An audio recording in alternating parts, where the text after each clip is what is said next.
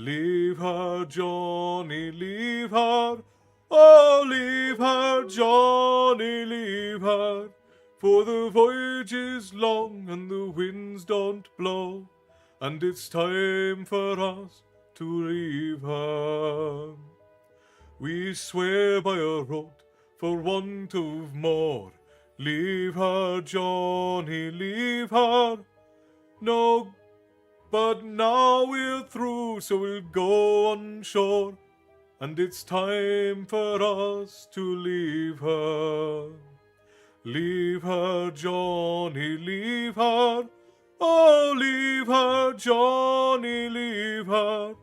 For the voyage is long and the winds don't blow, and it's time for us to leave her. Thank you so much, my friend. Sounds good. Oof, it's earlier and you need another mod. I would be happy to help. I didn't think it would be fair to volunteer when I spent half the stream sleeping. I appreciate you, Milu. The tavern folk are for the most part well behaved at this point. The only reason why I like to have at least a few of you on is because there are some people who just strongly dislike me on the internet for whatever reason. Some of them believe they have good reasons, but I have quite a few people who just strongly dislike me, and they will drop it and try and ruin the experience for other people. That's why I like to have mods in when I can, because I don't worry about the regulars. You are all very well behaved, and you all upkeep the rules of the tavern nicely.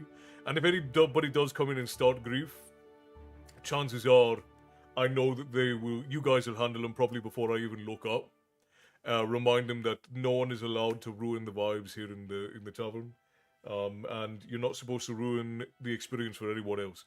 We can have hard conversations, we can talk about things, we can have a conversation at all, but rule number 1 is you are not allowed to ruin the story time for everyone else.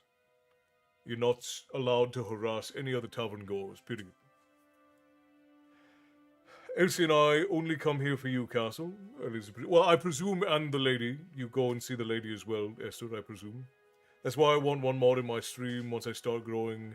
I have a fair share of enemies. Yeah, and you just really don't want people coming in and... I don't even consider it enemies. They're just people who sticks up their butts, is where I get at it.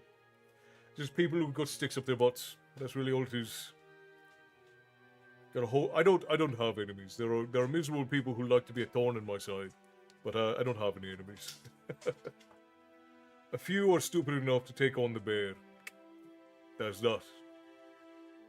Sorry, Castle, I mean you, Una, and my boo-boo. That's alright. That's alright. I was just teasing you, Esther. It is such a bummer that people still do that in 2025, but it is what it is. You know, people like to make their personal problems very public, and I'm not one of those. I don't have the schedule. What days are you reading? So right now, the schedule is we do Tuesday and Thursday, or Silverthorn and Harry Potter with me, and then Sunday is the lady doing Son of Shadows by Juliette Marie. And then the lady and the boy are doing story games on Monday and Tuesday, but that's only on Twitch and on Kick. Otherwise, we're going to probably be moving the schedule soon, like earlier. Right now it's 6:30. Pacific Standard Time, 6:30 p.m. Pacific Standard. We'll probably push it about an hour earlier than that. And we might shift the days again. I will put it in all of the various calendars on the platform. I'll put it in TikTok's calendar and Twitch's calendar and over in the guild so that everybody will know what days we're going on. Matty joins everything, yeah. Milo and Coda are great, and Boo is wonderful as well. Coda was actually howling with us earlier.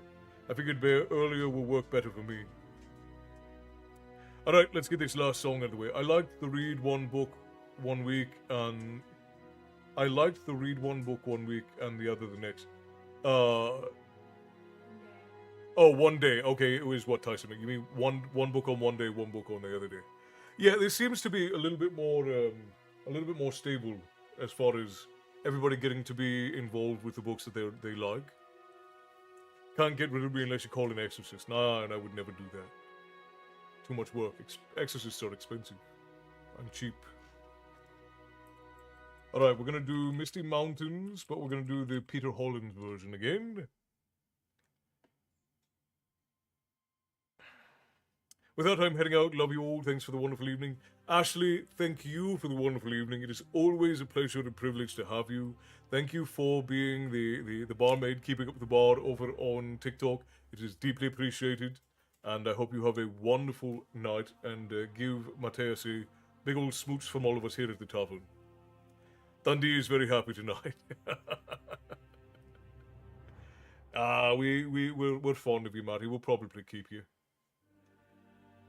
Unless somebody offers me a pretty good price. Then we'll see. Have a good night. Make sure that you rest well and rise tomorrow ready to face the day. Alright, kids, here we go. Misty Mountains.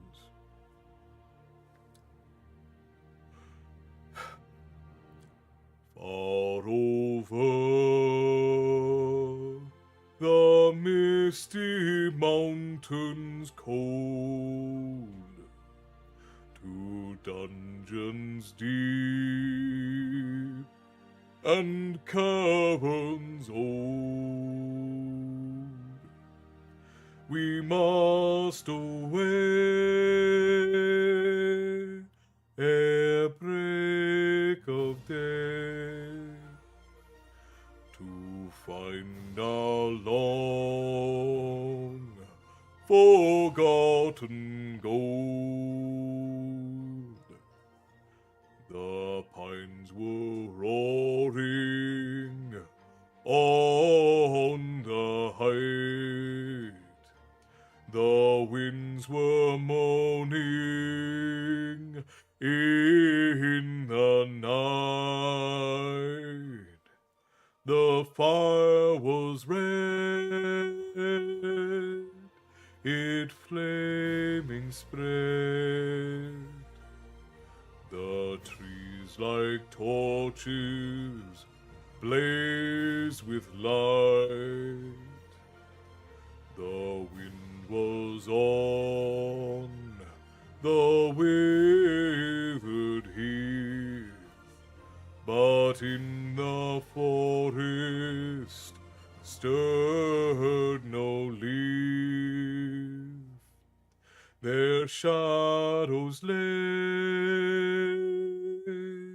be night or day, and dark things silent crept beneath.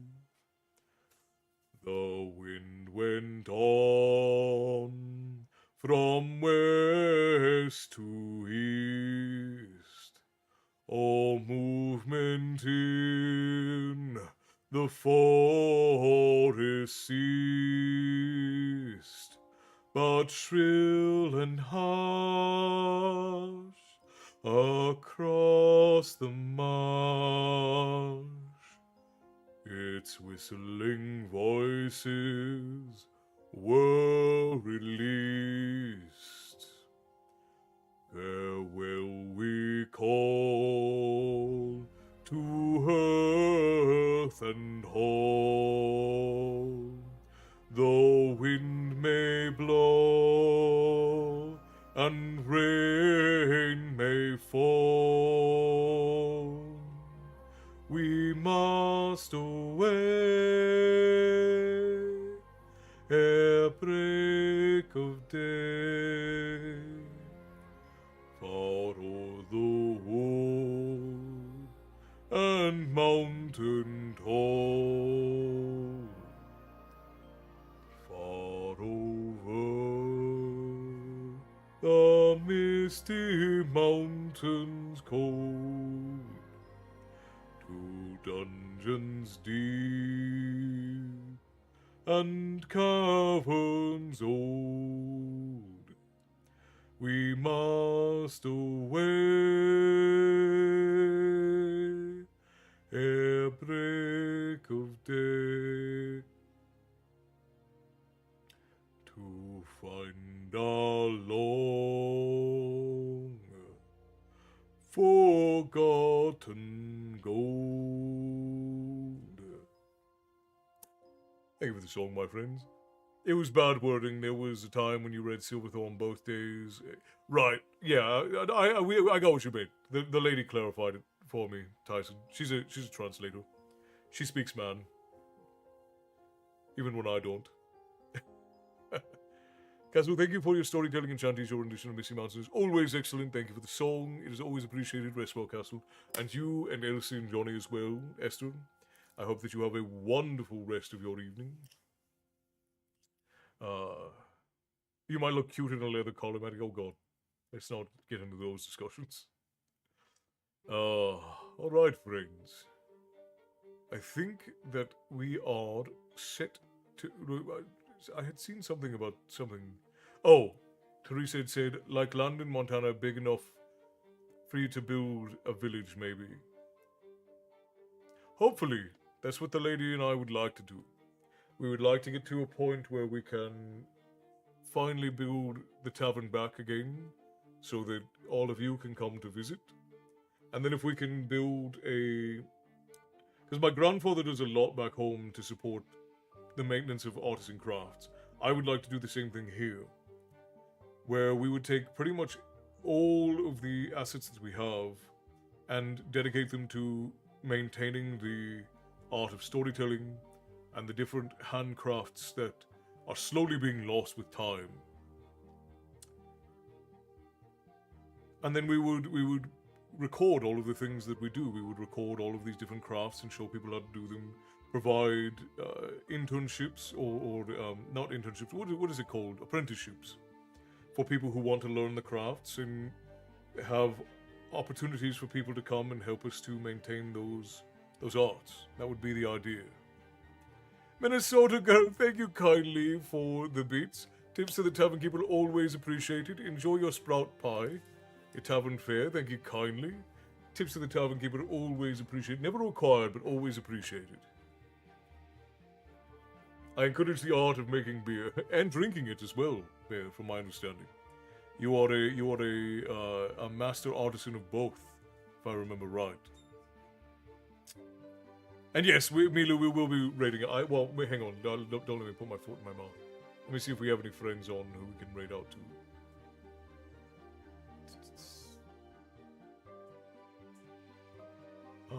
I don't have any mellow friends who are on. Everyone who I have who is on are a little bit rambunctious.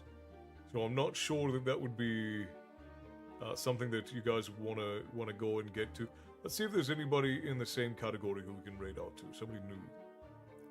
Any storytellers who have cameras.